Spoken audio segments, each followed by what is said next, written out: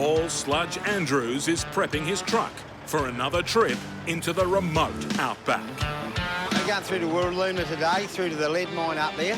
He's headed to an isolated mine site with 65,000 litres of desperately needed fuel. They prone to cyclones up there and all the rain, so we'll take a road train with a bit more fuel up this time and just top them up over the cyclone season.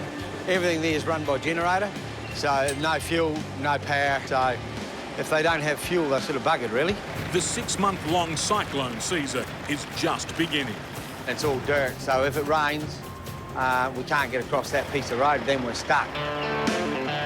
To give himself the best chance of making it before the rain, Sludge needs to get moving without delay. Have a bang, make sure all the tyres are up and ready to head. Easy to go around with a bar and just bang them and make sure there's no flatties before we start. Oh, there's a good start to this day, isn't it? There's this doughy tyre. All right, we'll have to have a look at that. I'll pump that one up. When they're doughy, they get a lot more heat into them, so they can explode.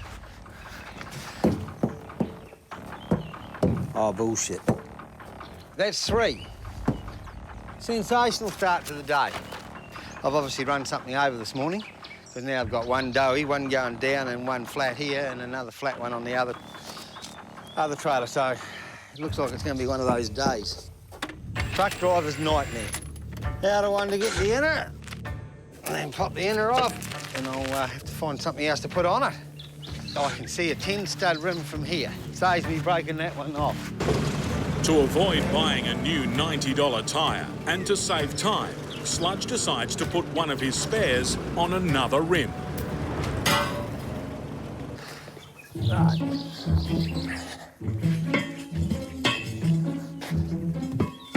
Come on, you bastard.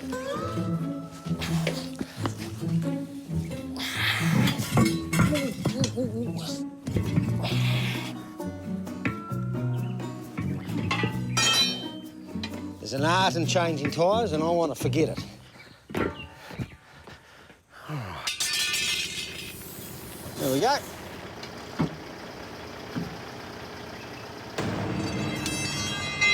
Dumb shit. The rim is the wrong size for the trailer. Oh, where the did that come from? It's not one of mine. It's a European rim, and we run all American. It's just another hour wasted. So that's European versus American. A lot different. So we're just going to remake that tyre. This one here, back up onto it. The day that you want to hurry and get the hell out of home is the day you're stuck here.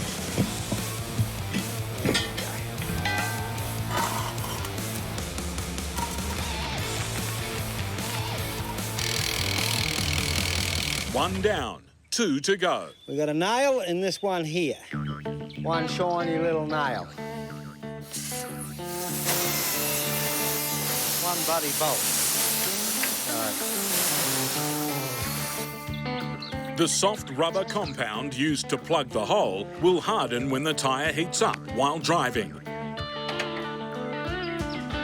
That's got that one. At least I don't have to change this one. It's another bloody nail. Somewhere this morning, wherever the hell it was,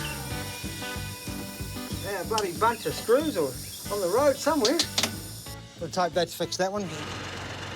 Ready to hook up for a nice, exciting morning.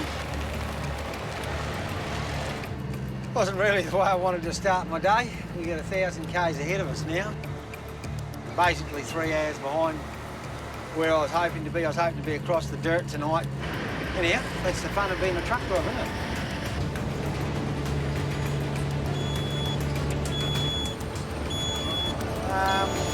We've just lost air pressure. Get out of the way. Yeah, we've just lost all our air. Is this going to be a day or what? We've got air pissing out from underneath the truck somewhere. No air, all the brakes just coming on now. I can hear it leaking from under the truck, so no air, no go anywhere. So that's the culprit. Little air valve here. $20 valve pulls the whole lot up. That's the end of it. That's trucking for you. And a good day to stay in bed, I think. I just rang the workshop, so he's just going to head this way with a valve. Well, I'll be about 5 hours behind now. Here he comes. Oh, g'day, Jeffrey. As soon as you turn up, it starts f***ing raining. Right there. Jeff's just put a new valve out, and hopefully that'll be the one that gets us going again. Start her up. Yep. It's working again. We've got full air pressure again, so we'll try and make a mole this time. And since we started this journey here, we've done about 5 kilometres an hour. It is now 20 to 1, and we've done all of 30 kilometres, I suppose. We're having a sensational day. We'd want to get a little shitload better. We're pissing down here now. This is just what Sludge didn't want. Long time since I've seen rain like this. Torrential rain before he hits the dirt roads. And now... Maybe I should have stayed at home today. The indicator light's coming up. The indicators aren't on, but it's flashing. I don't know what the hell's going on.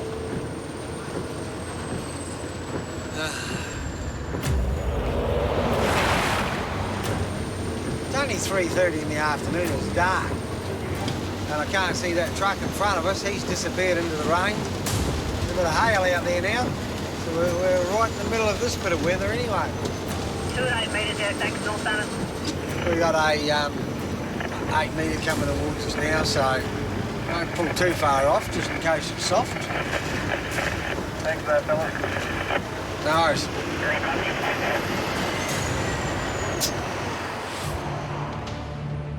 Finally, it's a clear road and clear skies. But Sludge is keen to check the reason why his indicator light is flashing. Yeah, I'll pull up and have a quick look and see why this bloody blinker's on. Just check those tyres we changed this morning. Still got another 4 hours, 5 hours ahead of us, so it's been a long day. All right, we'll go have a check around and... Can't believe this. Another flat. We've had another flat, so time to put the overalls on and go and change another tyre. This day's just going from worse to worse. Nail right there. Yeah, two nails in the same tyre today. How stunning is that? Truck drivers in Australia are legally allowed to drive for 12 hours a day. In 6 hours, Sludge will be forced to pull over. We'll just go up the queue. We're about 6 hours behind now, so call it a night a bit earlier tonight. He's planning to spend the night at the desert town of Kew, almost 400 kilometres away, provided there are no more delays. We've only got one spare tyre left, so our trip would want to get a hell of a lot better.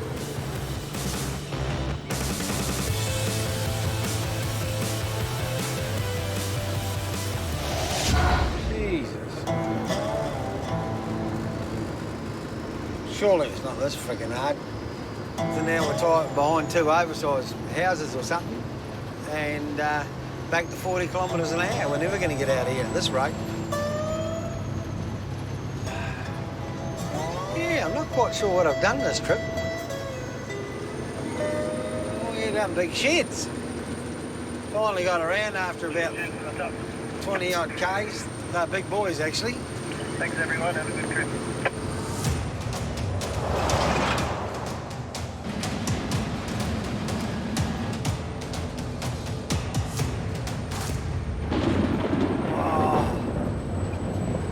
Lightning and thunder up ahead of us. We're going to drive into some wicked weather, I reckon.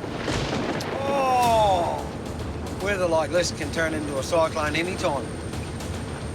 Oh! Cyclonic winds can reach speeds of over 200 kilometres per hour. And a single lightning strike can carry 1 billion volts of deadly energy. If one of these things get hit with a lightning bolt or something, they go bang all right. They've probably picked me up over the next 30k radius. Whoa!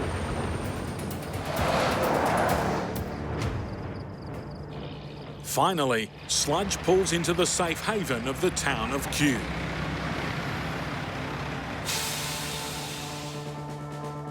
Next morning, it's not the weather that's on Sludge's mind, it's rubber.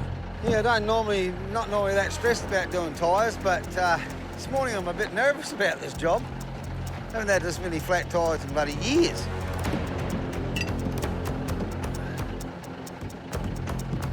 So I'm just hoping that we're not going to strike anything this morning. After a run of flat tyres, Sludge only has one spare left.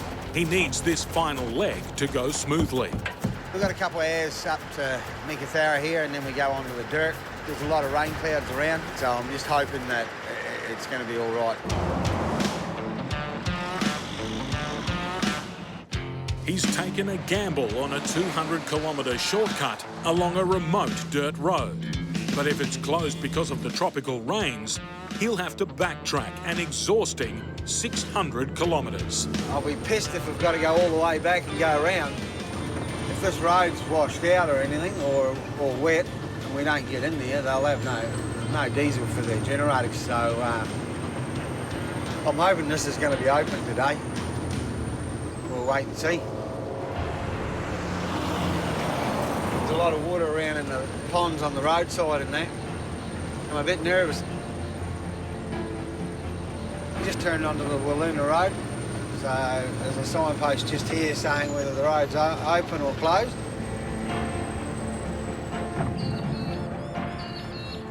The road's open, so oh well. Yeah, a couple hundred k's of dirt ahead of us now. 200 kilometres of isolated dirt road that could trap him at any time. I am a bit nervous because I don't want to get stuck out here. We can be here for a week.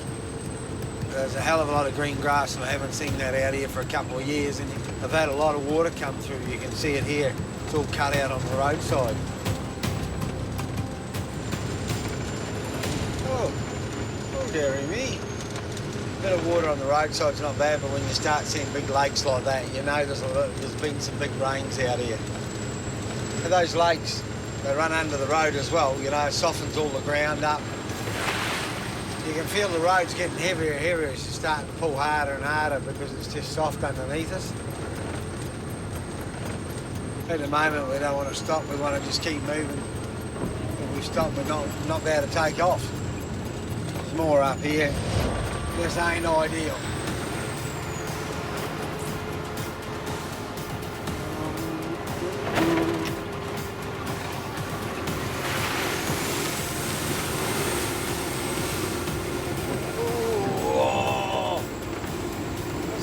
Soft.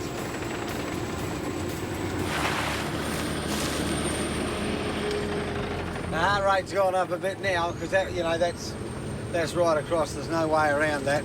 If she'd have gone down, we'd have just stayed there. It's been a bit of a challenge to get across to here. So we just turned into the mine site. We finally got here. One spare left and mud from one end to the other. How are you? Good well? All good? Sludge has made it where others have failed. We're just saying the road's been shut for days, so we're the first one through.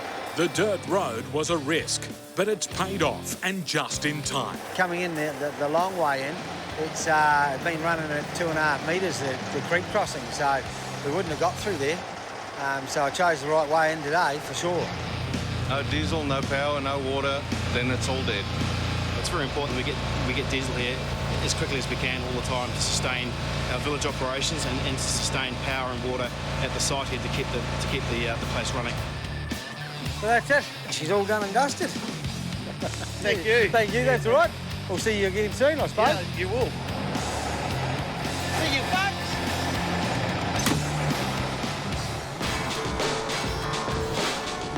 In Perth, lone trucking operator Steve Graham is preparing for an epic journey. We'll go back a touch. Steve's a veteran driver with a reputation for getting trucks and goods into places no one else can.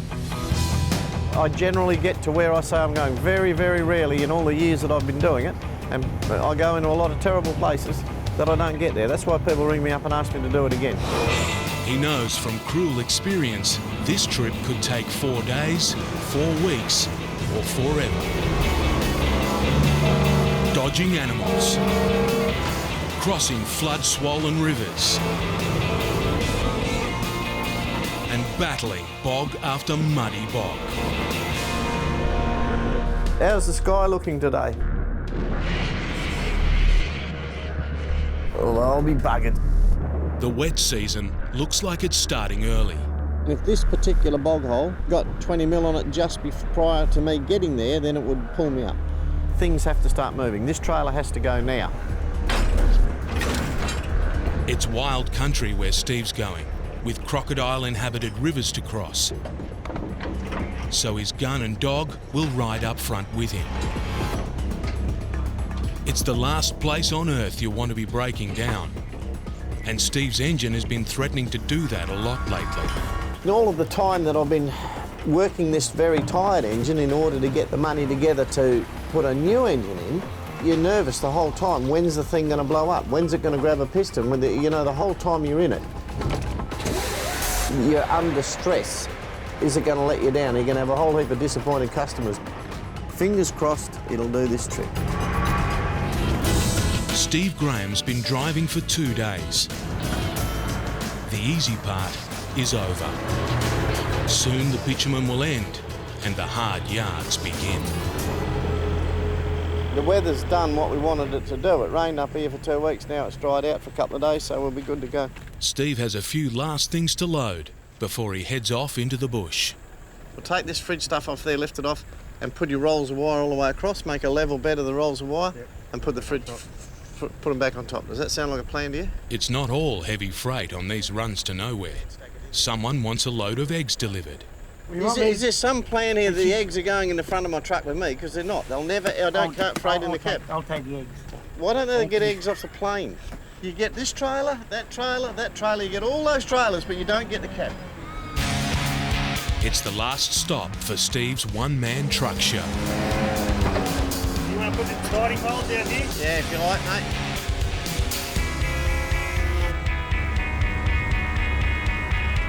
My credit card's feeling heavier in my pocket by the second.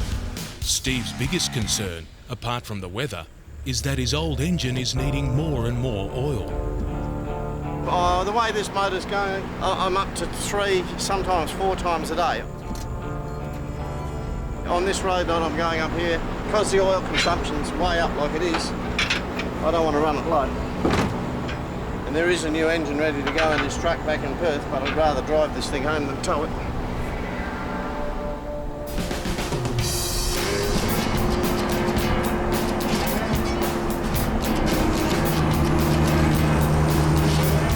Things will start to get serious now. It's pretty warm out there. I reckon it's definitely hit its 40 degrees. A hot day isn't what Steve wants. Not with an old engine that's guzzling oil and the sort of country that's up ahead. You've got some fairly serious hills up there from the point of view of getting trucks up them. Before crossing the mountain range, the first thing Steve has to do is reduce his tyre pressure. I let the drive tyres down for traction, to get maximum traction. 45 or 50 pound, I'll have a look at them. I'll get them down to 50 and see how they look. I'll get them to so they're just nearly kissing. So I can get maximum traction on the hills up there.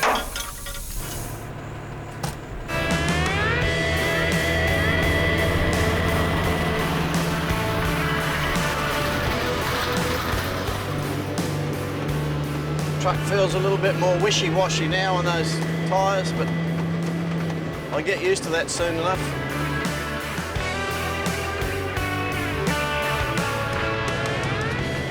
We start to climb now. The next serious range of hills is the King Leopold ranges. There's a couple of good pulls up there, a couple of fairly serious jump-ups. A jump up is a short or long hill that robs a road train of its momentum and traction and can bring it to a standstill. The old Kenworth that I had, it used to have a wooden floor in it. We used to catch fire every time it went up, this second one up here. Pyrometer was on 650 degrees Celsius and the floorboards were starting to catch fire. And the smoke was coming up out from behind the fridge. See, this didn't look much of a hill from back there, but it's going to have us down in the low side of the box pretty quick. The truck's got to go immediately into working extremely hard at its limits. Turbocharger's running up over, 650 degrees Celsius. Pulling a 100-ton load up a hill like this is pushing Steve's old engine to maximum capacity. The gearboxes are running over 100 degrees Celsius and your diffs are up there too, and then you've got to make the poor thing work its guts out to get up the top of a fairly serious sort of hill. If the oil leaks as bad as Steve thinks, the engine could explode and the whole trip go up in smoke. And it's not just the engine that's at breaking point. Back diff's hot, front diff's not, and that's because I didn't engage my power divider. What an idiot I am. Now, I realised that when I looked at it and saw that the back diff was running a lot hotter than the front diff. The back diff's doing all the work right now.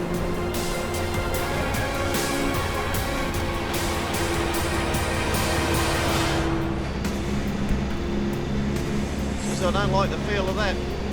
Might be a bit of oil or something spilt back on the clutch plates, but I didn't like the sound of that at all. It doesn't look much, but by Jesus, this truck's doing it now.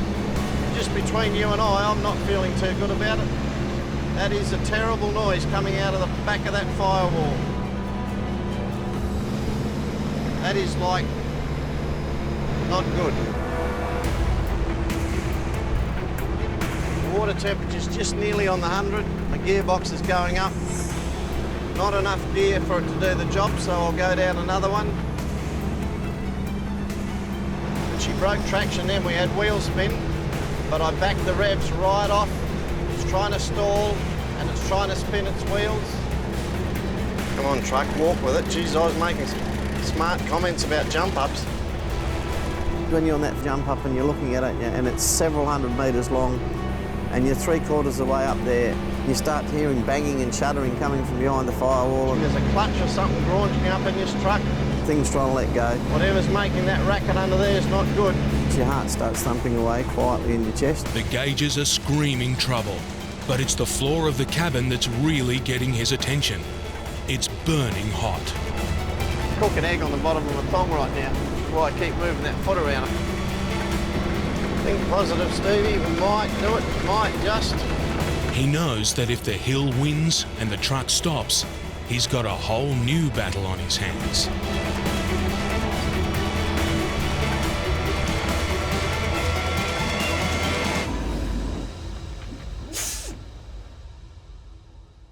I can't believe I just got caught on this one. And I had traction here, but I didn't have a low enough gear. I was in second gear, not first. He's only a few metres from making it over the crest. All right, we'll break this road train up. But now he's got the back-breaking job of uncoupling the trailers and pulling them over the top, one by one.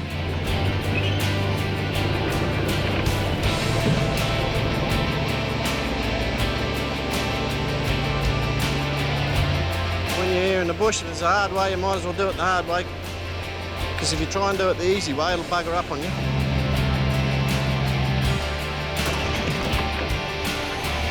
All right, should be good to go.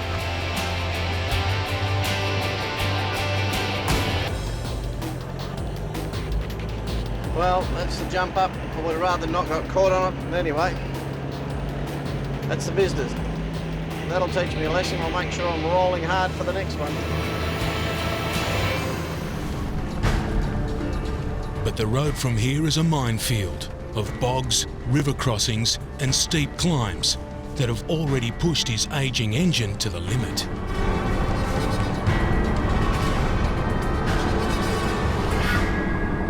Truck's boiling. I'm just backing the revs off now and just let it everything cool down. While Steve's busy nursing his overheating engine, a local station owner radios him a warning about a river crossing up ahead. Yeah, no worries. Just be careful at the river because there's a bit of a sandbar through there. There is at Barnett River. Righto, the river's been up, has it, and got a bit of a sandbar going? Yes, it has. It's about a good half a metre deep.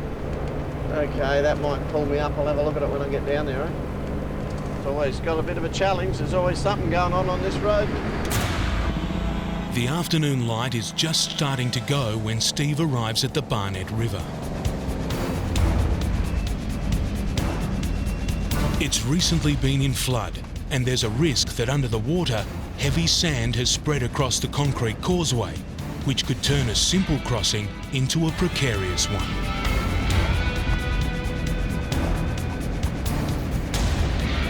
There's some sand washed up in the middle. I can see the sand there, but I'll just stick in the middle of the floodway here.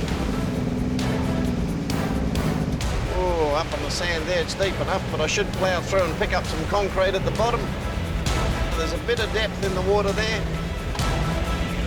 She knows she's working, the old girl. Shit, we got to.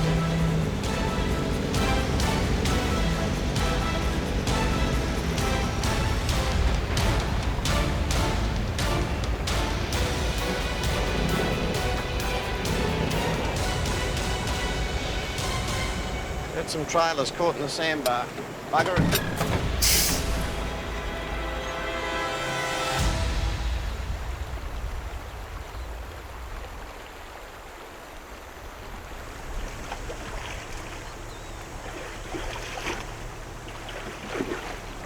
That sand is fine compressed sand, and the more wheels that got into it finally pulled the road train up.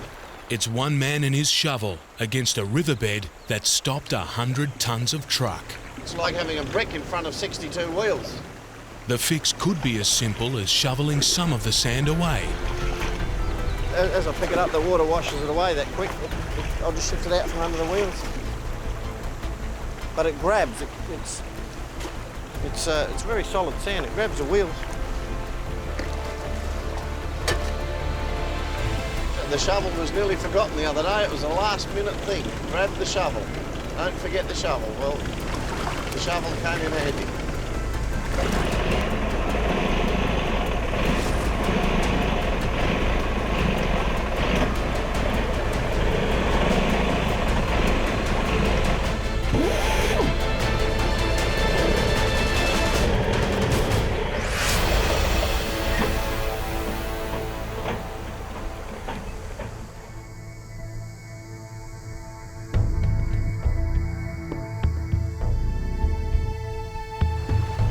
At the Barnett River, Steve Graham's watching the light fade fast, but he can't afford to give up.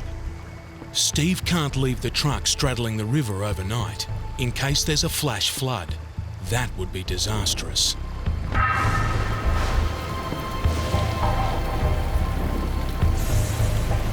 If you get a thunderstorm upstream, the water level can go up and down, metres in minutes. The rising water's not the only thing spooking him in this fading light. There was something swirling around. I think it was a barramundi. First I thought it was a croc, but I think it was a barra. There's time for one last try. If this fails, he's in serious trouble.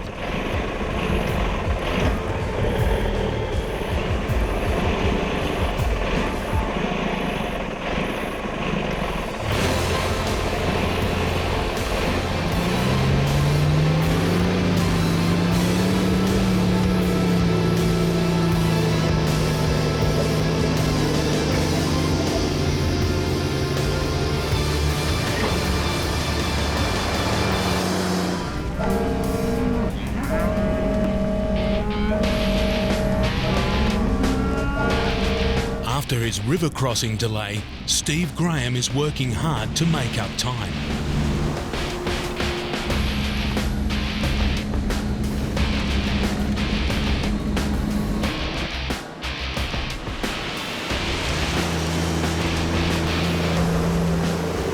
But the start of the wet season is never far from his thoughts. I can see there's been a lot of rain here, a lot of rain. So all this water that was up here will have ended up down there in the creek.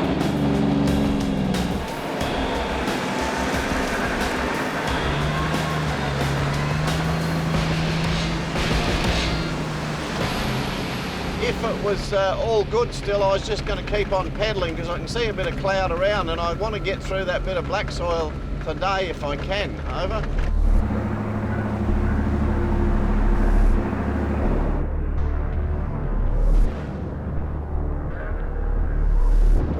The clouds Steve saw a few kilometres back have now built up into a storm cell.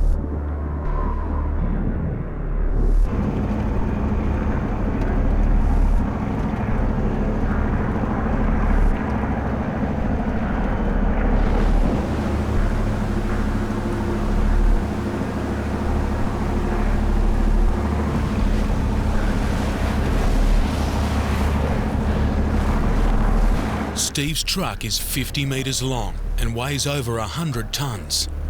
Without a good grip on the road, it's madness to continue. I just started to slip sideways. I can see the tracks where a Toyota's already come up here and slipped sideways. So I've just pulled it up. I'm not bogged. I'm not leaving any marks on the road. So now's the time to stop. I'm on the edge of a thunderstorm. With a bit of luck, it'll all be gone in an hour. This is what happens. We're here. We can only do what we can do at this point. But anyway, we're committed now. There's no turning this thing around here. The rain has stopped, but the road is still a bog. To make matters worse, Steve has a slow leaking tyre that he has to change. At 60 years of age, he could be comfortably retired by now. Instead, he's stuck in the middle of nowhere, with clients calling him up wanting to know where he is. I think what drives me mad is when people ring up or start chasing me up saying, where are you? Where are you now? Why aren't you here? Where are you now? I feel like grabbing them by the neck and dragging them out here and saying, well, I'll show you where I am now.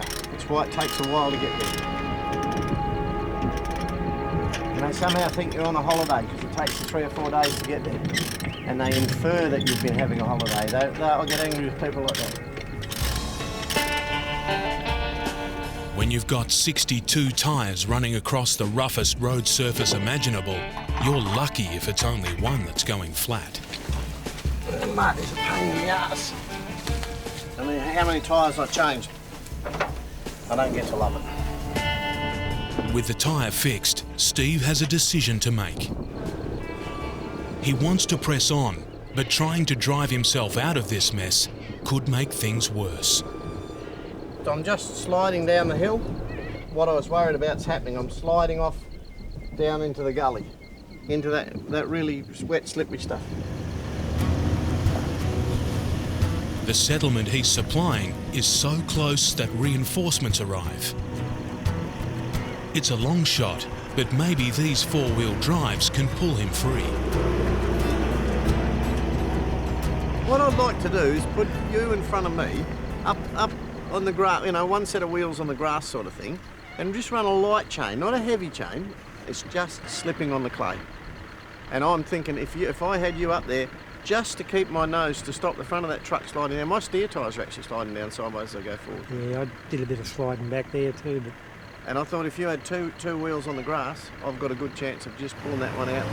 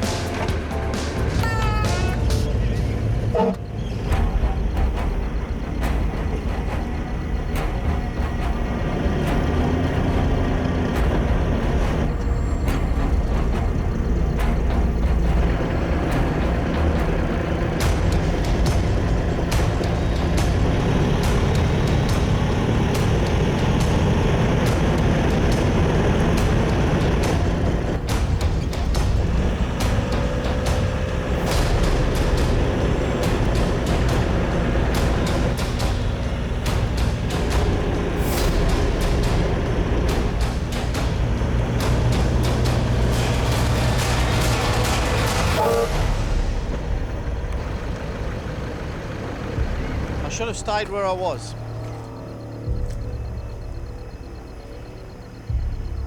Come on, this is where we camp tonight.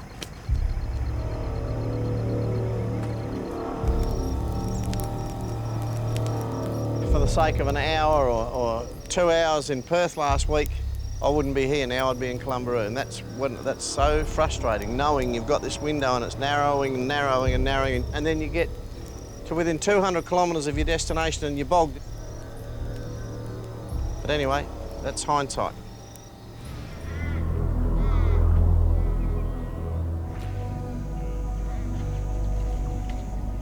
Now his only hope is that the mud has dried just enough to give him some traction.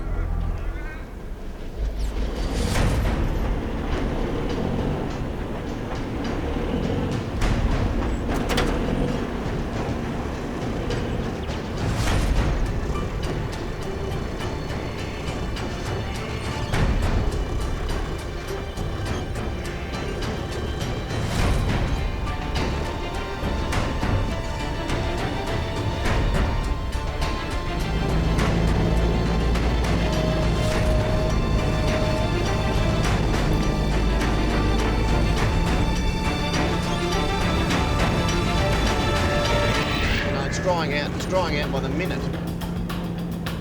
What was mud this morning when I got up out of bed was hurting my feet by 7:30.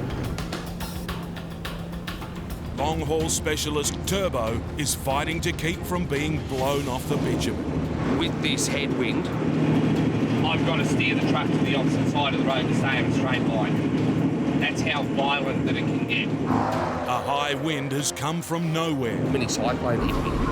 playing havoc with his truck. It's grabbed me and literally slammed me straight off the road. It was like being in a washing machine. It's yet another drama on this trip, and it's barely even begun. On this run, he's already had to deal with scraping a load together. That's the edge. Keep going like that. Mechanical headaches. I just blew a clutch. That's not good. And downright disasters. Back it down, mate, back it down. Got all over the road here. On this trip, Turbo's been away for over a month. Home, along with wife Jo and daughter Tracy, is still 3,800 kilometres away. I don't get to give them a cuddle. I don't get to give them a kiss. Missing family is a hard reality of trucking life. Barbecues, birthdays, New Year's, Christmas. I miss all of that. Standing between Turbo and home is one of the most gruelling stretches of road in Australia. The Nullarbor Plain. Joining the east and west of the country, it's 1,000 kilometres of no towns, no people, no trees, nothing. Out here, a trucker has plenty of time to think. And there's one problem that's been playing on Turbo's mind for weeks. That's not good. Oil coming out of the filter. And some gaskets, I got home and I never even had time to fix it because I had to run around and do other things. And I'm starting to stress now. I'm worried that I can blow that sump gasket completely and utterly out now, halfway across the paddock somewhere. If it does, it's going to be a lot of fun because I can't get a spare part at all. Without a sump gasket, Turbo's truck won't be able to hold oil. If it runs dry, his engine will seize up. A replacement engine will cost $45,000. Cash Turbo can't spare. What I'm looking for, if I've done an oil seal or something like that around the sump, you'll actually see the splashback off the oil. It's telltale signs of the oil over the trailer. While there's no sight of oil, there is another warning sign. Heat is pouring through the cab floor. And I can actually feel it under my foot now. She's starting to actually burn. I have got oil spray up the back. It's covered the car, it's covered this. I'm glad I had a tarp over the furniture. Litres of precious oil have been leaking from his truck. I literally have no oil left in the engine. All Turbo can do is refill the engine and hope he makes it to safety. It's just going to be enough to sort of limp into Port Augusta to do the repairs. If his oil runs dry now, his journey and his engine will be history. In the space of just 3 days, he's wrecked his clutch, smashed his toolbox and blown his oil sump gasket. For most truckers, it will be enough to drive them to despair. But Turbo has his own way of dealing with the pressure. My way of coping with it is to be a nut job. No. You've just entered Turbo World.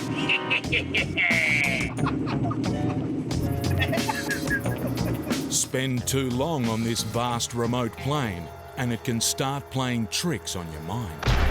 It's notorious for UFO sightings or sightings of something.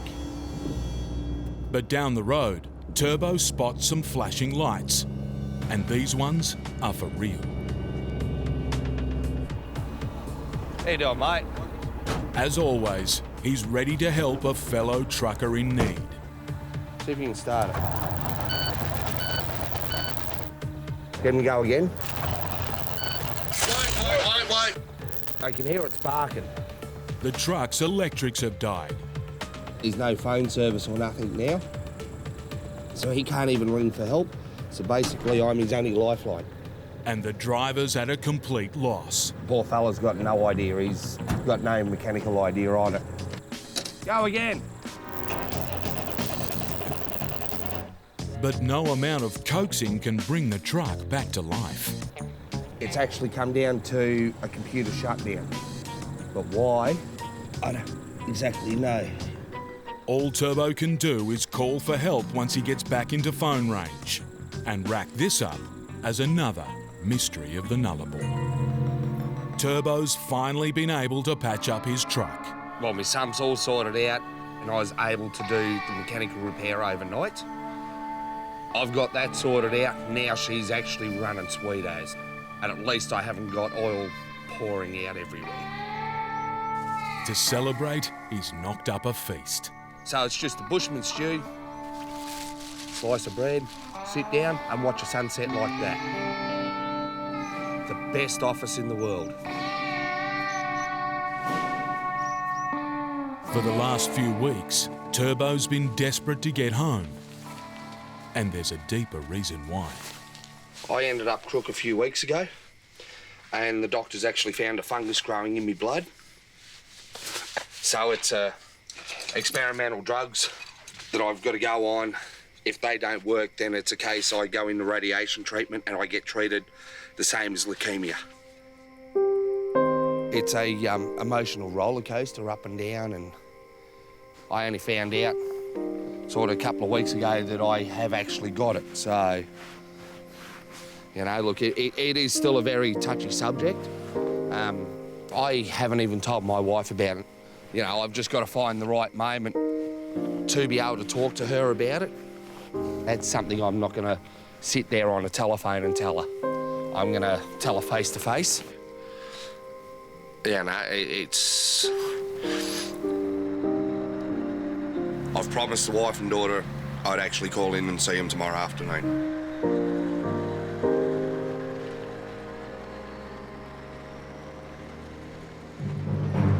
But as night falls, it's feeding time, and the road is thick with kangaroos. Oh, they slow it down. I do not like hitting kangaroos because of the damage that they do. Hitting a root is like hitting a brick wall. Turbo's no stranger to the damage they can cause. Cruise straight under the trailer. Rip the slack adjuster out and pull the brakes apart. Even with a heavy-duty bull bar, no truck is safe. It's not just the front where you can hit them down the side of the truck. You can rupture a fuel tank. You still run the chance and the risk of doing damage. Swerving a 37-metre road train out of the way isn't an option.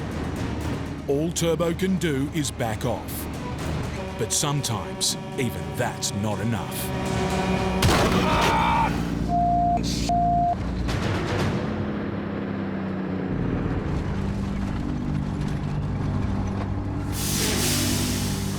but I hate about roos. I don't know where the hell I got him, but I got him.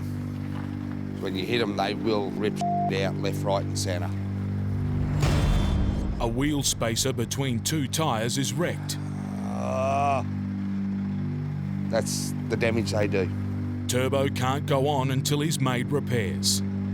It actually keeps the two sets of rims and wheels separated. Because that's gone, they'll just flap around, they'll end up coming off and killing some because there's no weight on them. Turbo's out of phone range, and the next town is over 200 kilometres away. He'll have to make an emergency fix here. Got to jack it up. I'm going to pull all this wheel off, and then I've got to chain the axle up. Turbo can't drive on the damaged wheels, but in order to chain up the truck's axle, he'll have to work on the flat road surface, blocking a whole lane. I can't get off the road, I'm actually in the road. And now, there's a truck coming. Hopefully he's got enough brains, because if this half asleep and he doesn't see me, he'll plough straight in the back of this. While the driver's seen Turbo, he hasn't stopped to help, and this is a two-man job. Turbo's desperate to get moving. He promised his family he'd be home in a matter of hours. Come on! He needs to tie off the axle with a chain and lower the jack. If the jack slips or the chain snaps, 22 tonnes of trailer could come crashing down. Because if that goes bang, it will cut me in half. He's chained up his axle. Now he needs to get two 55-kilo wheels onto his trailer. It's a severe test of his bad back.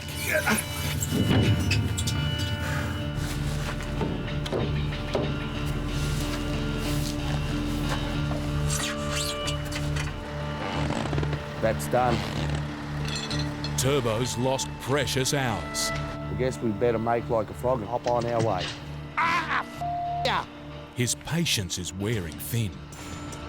All my plans with my family today are completely and utterly gone out the window.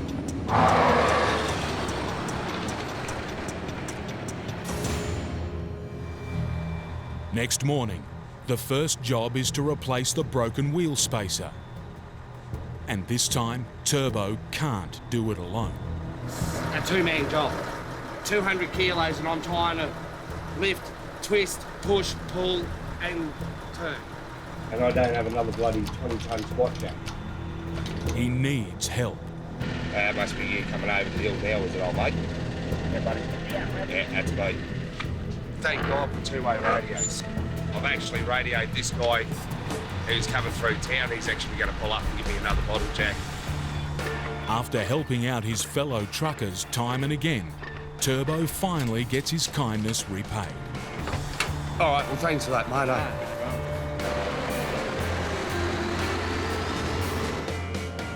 All back on the road, all good. Rang my wife. She's not too happy. Every time I promise her something, I always seem to break it. Yeah, I do feel guilty because I promised my daughter I was going to fix her bike for her today.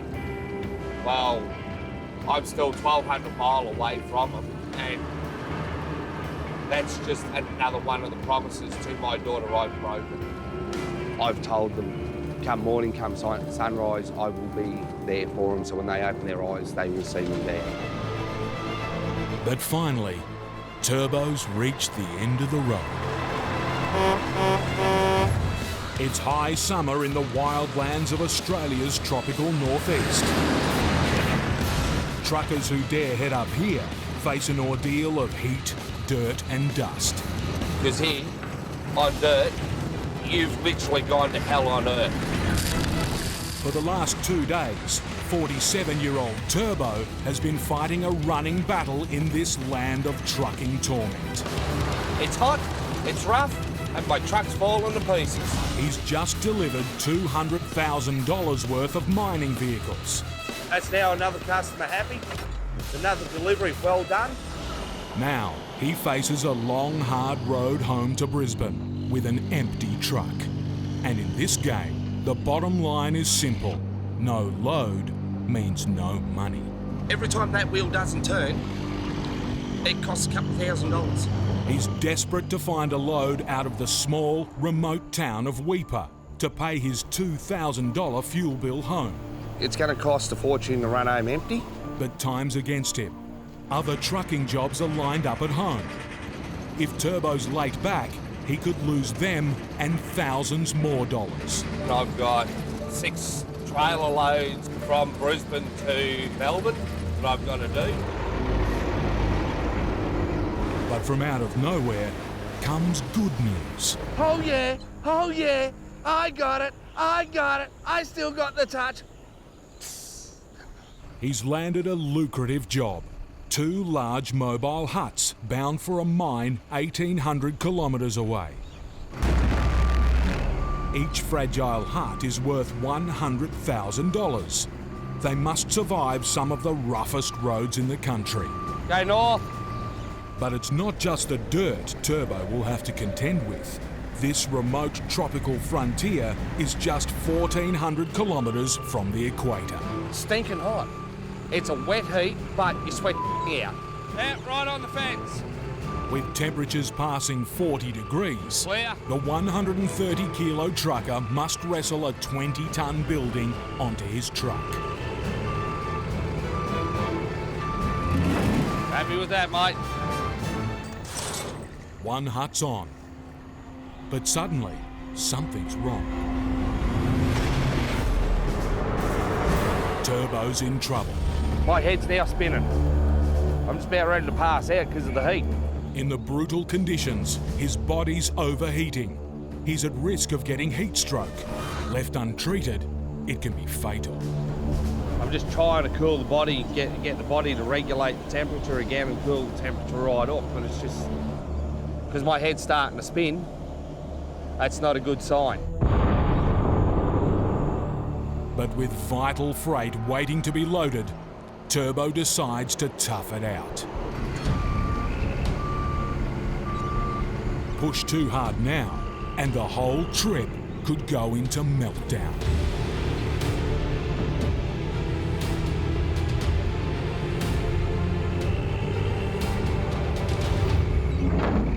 Yeah. Is it worth me going to the point of heat exhaustion? I'd do it all day, every day if I had to. He survived the heat, and he's fully loaded. Now, Turbo faces 1,100 kilometres of diabolical dirt. All up, the massive rig weighs in at over 50 tonnes. But it isn't the weight that worries Turbo. It is an awkward load. It's also a very fragile load. Any damage will come out of Turbo's pocket. I am a little nervous about braking stuff. The stakes are extremely hot.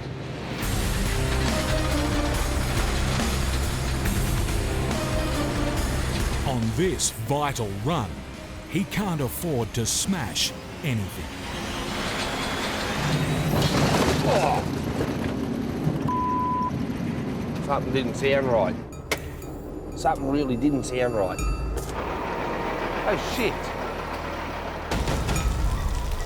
That's not good. The violence of the road has ripped a metal tap clean off a water tank. Out here, it's a precious resource. But there's more serious trouble above. An aircon unit's taken a beating. Yeah, let's pull that down. He's had a day of heat exhaustion and hard grind. Now, Turbo's looking at a damage bill worth hundreds of dollars. I'm over this at the moment. I'm over this. And just when he's down, You arrogant drove through that water and sprayed water or mud all over me. but there's yet another headache. Nightfall is looming, and at 4 metres wide, Turbo's rig is classed as oversized. He must be off the road by dark. Ah, you f***ing thing. His camp's still 50 kilometres away. If Turbo can't make it in time, he'll be sleeping on the roadside. Yep, I'm over the day. I really am. I've had enough of the day.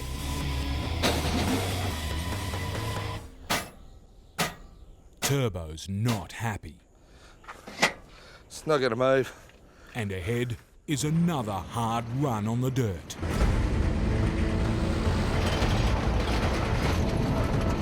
This is bone-shattering, truck-smashing road. It's now Turbo's 4th day on this hell of a highway.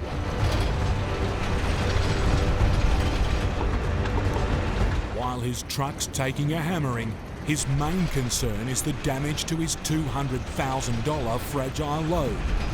Front trail is fine, but the back trail is playing up. If the huts take a hit, he'll have to foot the bill. What the hell's that? Turbo's got more trouble. He urgently needs to check the load.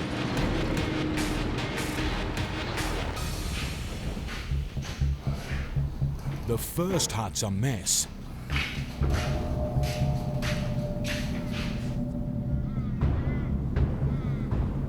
But at the second... The one I'm worried about the most, this building. What the hell? There's even more trouble. Was there an air conditioning unit in that?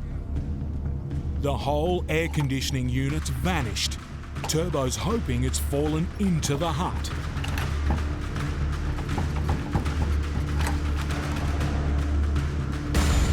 Well, that's why I can't get in.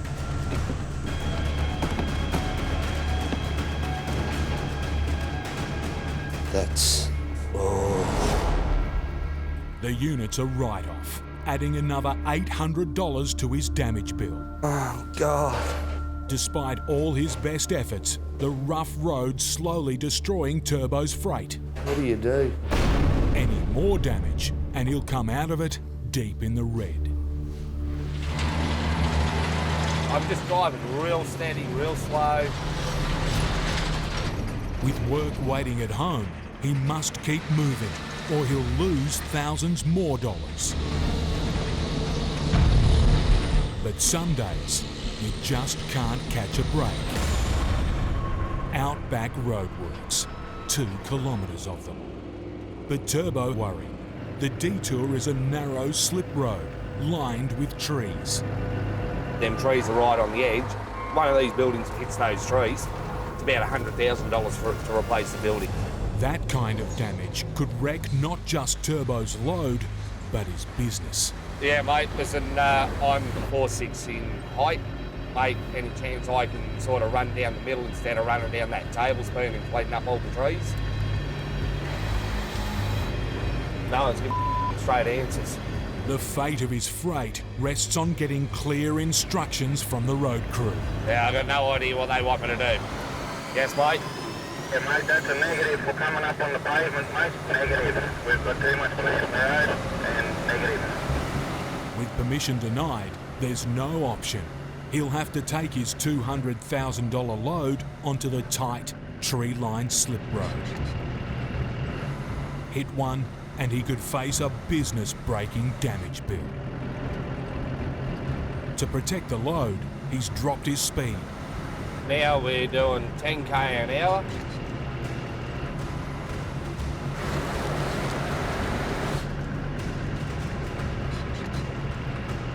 While he's keeping clear of the trees to the side, above, there's a problem.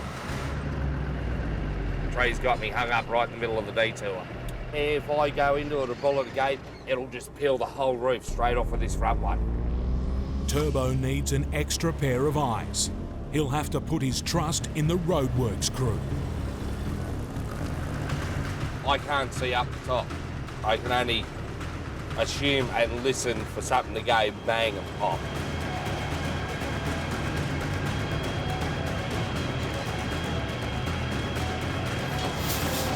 After a nail-biting crawl, Turbo's made it. In Adelaide, oversized specialist Mark Cromwell is under a shed load of pressure. Yeah, lift up, Doug. I knew this was going to be a pain in the ass. He needs to get this mammoth 50-ton electrical switch room loaded onto his trailer. Are we nearly ready, Doug? You're nearly ready. I'm getting impatient. I want this to happen. But getting in the way. The shit design. Poorly designed bolt heads threatening to puncture this $1.5 million load. They put big bolts hanging out the base frame, so we can't just dump it on the trailer. We can't afford anything to go wrong here today. For Mark and his team, it's one more stress on an already demanding contract. Delivering this heavy, expensive and fragile switch room into the middle of nowhere. Logistically, the most remote mine site in Australia. To get there is extremely difficult. And Mark's deadline can't budge. This client, more than anyone I've ever dealt with, are just push, push, push, numbers, dates, hit targets. The last leg of the journey takes Mark up the notoriously rough Tanami track, putting his body and truck under extreme strain. Mechanical failure is the big thing here. The trailer's got to go over so many corrugations. If something breaks down, you're not going to get fixed up on the Tanami track in any great hurry. You're up. Right now, Mark's most pressing concern is getting the switch room loaded in one piece and on time. We have to leave. We're all permitted and we can only leave tomorrow morning at sunrise. Miss his permit window and Mark could be delayed for days. Nothing's ever easy. I've only ever put one hole through a floor before. That was another great design. Who's the jack operator? We want to go down. Just listen for cracks. You want to watch the backs? There we go. That's better. That should be right. It'll just touch the little bolt heads. That's all right. With the load finally on, Mark's feeling positive. Tomorrow, bring your good clothes because we're not getting dirty. Nothing goes wrong.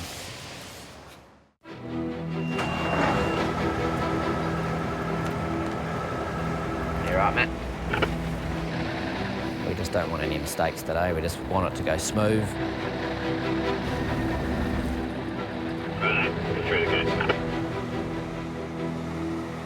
Mark's first hurdle.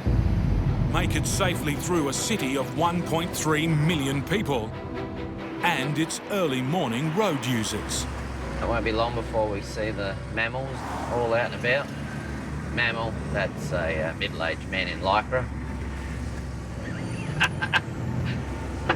Have I given him a metre, Matt?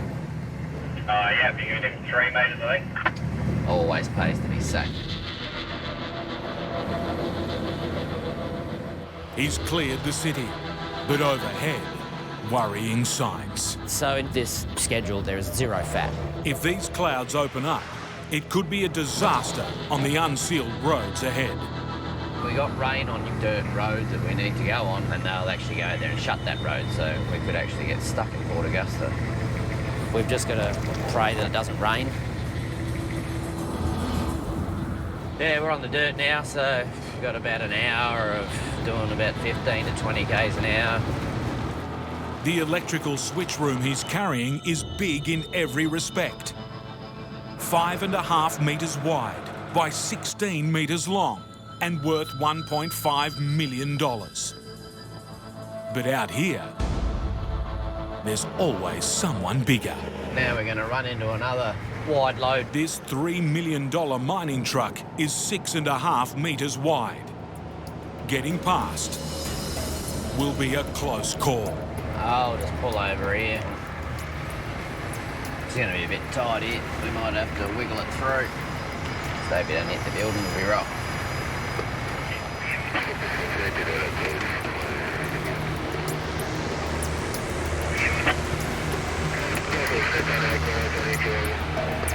Start to roll, huh?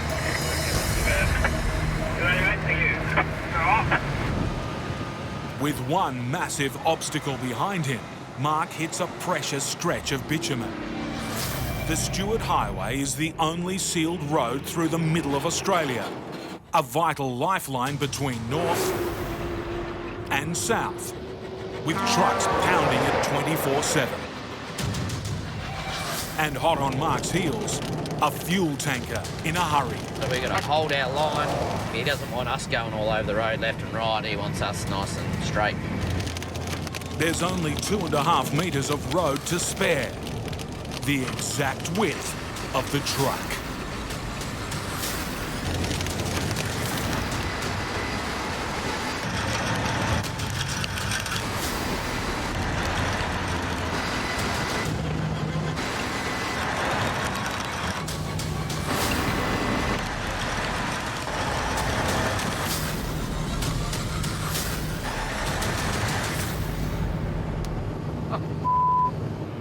A few stone chips, but all clear.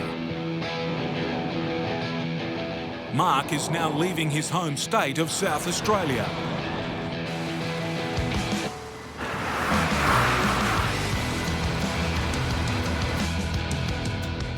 But before he can go any further, he must clear a heavy vehicle checkpoint. We've got to weigh every axle on this truck. Every measurement gets measured up. They've got to sign off the permit.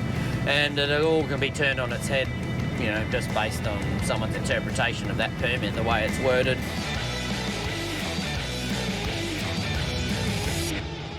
This is the MVR Weighbridge. This is our checkpoint.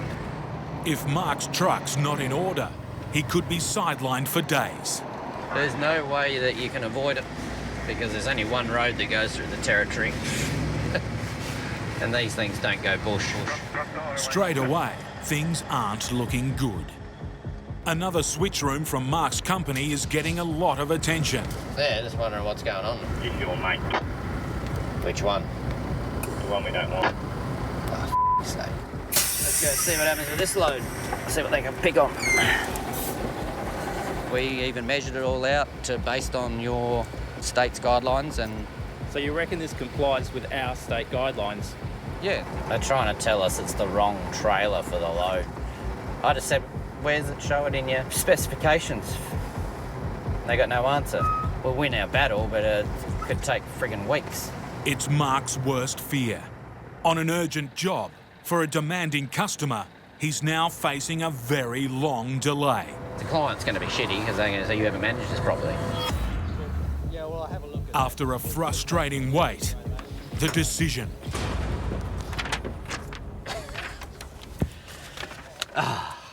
I won the battle and I won the war. It's a massive relief. Losing this fight could have cost Mark dearly. We had to unload the building, so we would have had to go onto the Tanami, delivered that, come back out, then pick this building up. So I could have been there for days while this all eventuated. Meanwhile, the directors at the company would have been having kittens. But this win has come at a price. Mark's lost half a day out of his schedule. We've got one more coming over, a white Corolla, and you're clear. He's now due at the mine site, 400 kilometres away, in just over 2 days.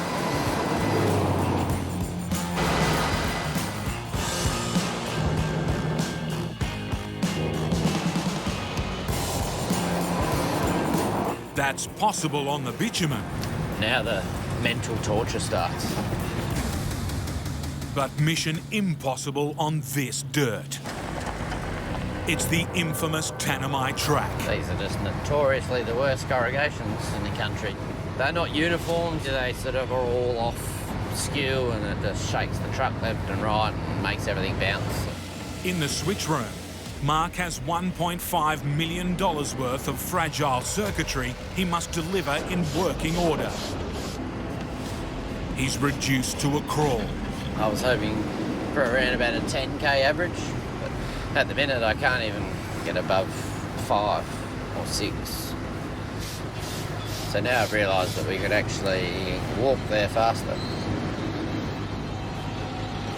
The suspension and the steering linkages and everything is just copping an absolute pounding. After 5 hours of agonisingly slow progress, Mark's getting worried. We've sort of gone from our 2-day calculation to being as long as it'll take to now possibly 2.5 to 3 days. The gold mine waiting for the delivery is shutting down operations to install this switch room as soon as it arrives. Miss that deadline and it'll cost the mine site and Mark dearly. We cannot miss this delivery date. It's now locked in. The fight with corrugations has slowed them to a walking pace. It's a war. It's a war against the corrugations. Oh. But Mark's found a secret weapon. Yes, we've hit the mother lode. I've found like dozens. Look at these old grader blades. We're going to drag them along in front of the trailer wheels. The grader blades are hung at the front of the trailer. The hope is they'll smooth the road.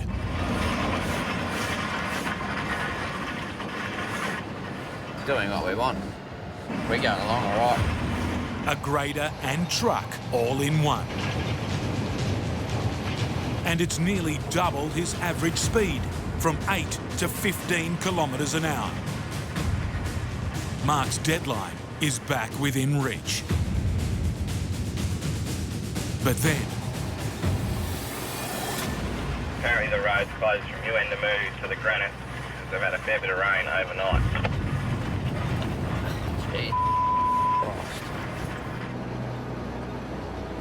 Sounds like overnight they've had an absolute massive storm. There might be patches of the road up here that are just going to be impassable for weeks. We don't want to be stuck out here indefinitely. Shut down. Tanami Road between Uendamu turnoff and Western Australian border flooding. Flooding. Road closed, flooding. Oh dear. This is our issue. Oh shit. That's just been building. Well, it's just been building up. And look at this coming down here from Broome. Yeah. It's on the same path. Yeah, by the time this bit clears, that bit's in. Yeah. We're definitely not doing anything in the next couple of days, that's for sure. I'll check. Give you the op tip if it's flooding. This could be the last nail in the coffin for Mark's vital load. This is we're probably in the worst case scenario we could possibly imagine, really. Trucking couple Nick and Joe Atkins are struggling up a steep, rocky incline. Keep an eye on the tyres when you go up here, don't spin the wheel. Yeah. For the last 5 days, they've been fighting to haul a 6.5-tonne portable school building. This job's been hanging over our heads for, I don't know, maybe 10 months now. The building must arrive in good condition. It was bloody tight through there. That's a tall order on roads like this. Rough, they just shake the shit out of everything. Eventually something's got to give. Now they're on the last long, steep hill climb. The only way up, pull their truck with the loader. And I could lose traction here. Nick's told me I've just got to really watch I don't spin the wheels. I don't want to lose traction on this rock, because if I lose, he'll lose, or I don't know, we'll get all out of sync, or I'm not really sure what'll happen, but it doesn't make me feel real flash anyway. With momentum essential. Is that a tourist? The last thing Joe needs to see is a truck coming the other way. Just back right off in the APT bus, thanks. These big rocks and holes are what we would lose traction in, and the truck we can't pull up on. Right up through there, McDonald's.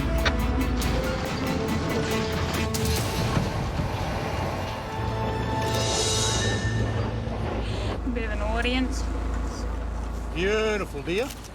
Did well. Actually too bad at all. Did well. Oh, Not even you an did argument. well. Not even a domestic. Maybe you're getting more tolerant. Time to split up the trailers and make the final run into Candywall.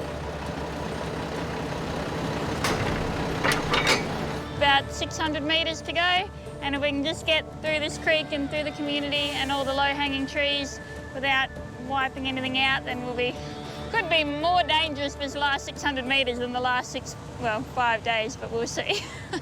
Where away? But it's going to be rocky and tight. Guess the road's a little bit bloody rocky and washed out. This part here, I'm not looking bloody forward to get through.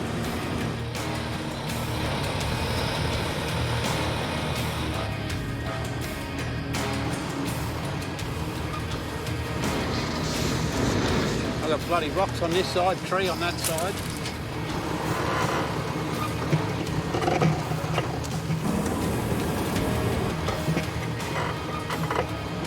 Just this tight from where I'm standing.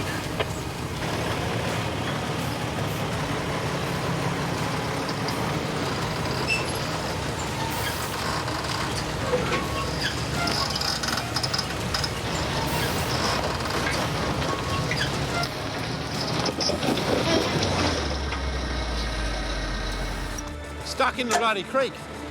These rocks are just bloody pulling me up here. I ain't got much bloody room in here. The last hurdle in their mission to get a portable school to a remote settlement. Back! Oh, back?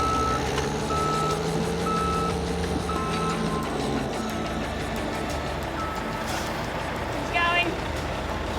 And I'm like, go forward, go back. Yeah, sort of slowly veer over that way, not too sharp. Don't want to hit my fuel tank on that foaming thing. Okay. Go.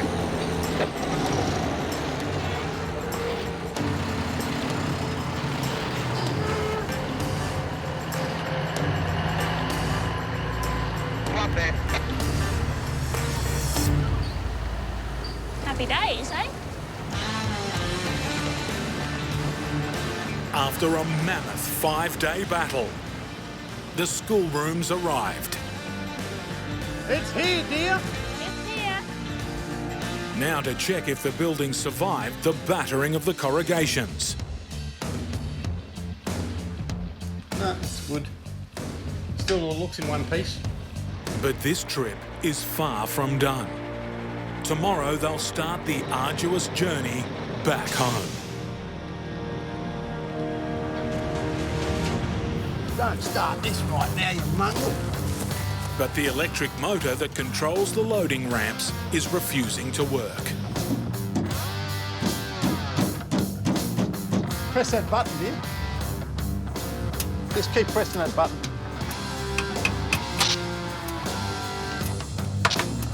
And nothing. Got power and it hasn't got power. And... Well, that is going to be a right pain. Time for a little bush ingenuity. Use the loader to lift the ramps. Rightio, put the chains on. Over one hurdle, but more to come. Ahead of them is a series of jump-ups, hills and slippery gravel. We're not going to get up here. Stopping their road train in its tracks. Dirty mongrel thing. There's no way that the truck can get enough traction to pull 2 trailers up at once. Every time they split up the trailers, it's a grind. Oh, well, I'll be nice and fit by the end of the day. Throw it up there, he's good. We've done a cracking maybe 4 kilometres in almost 5 hours this morning, so... Over the next 2 days, things don't get any easier.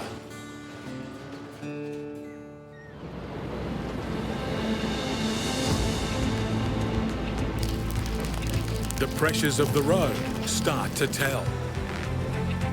I don't need you to go down anymore. I can unchain it there.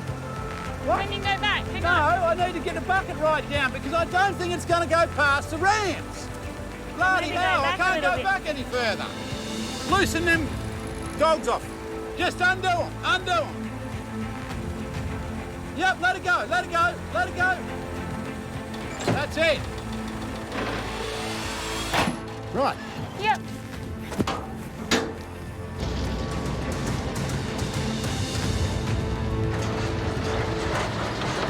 then, only 200 kilometres from home.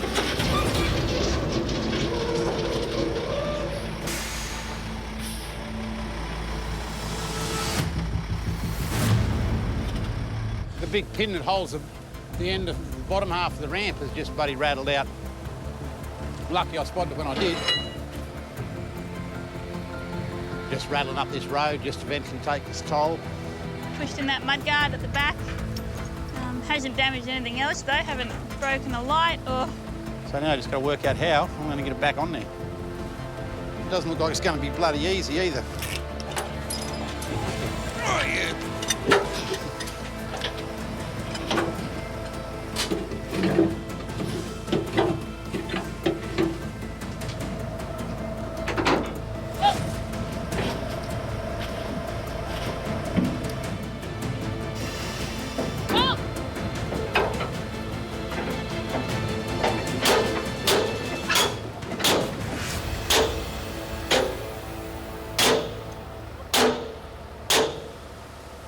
Got it back on. Yeah, that could have been really messy otherwise. It would have caused a real thing flying along the highway. Or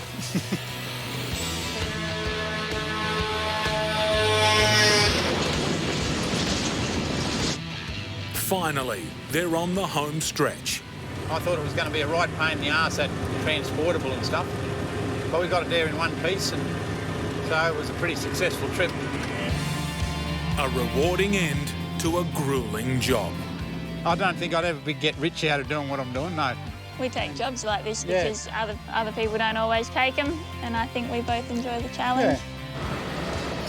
Yeah. And now, another reward. I made it to the bitumen thing, bloody. Smooth road ahead.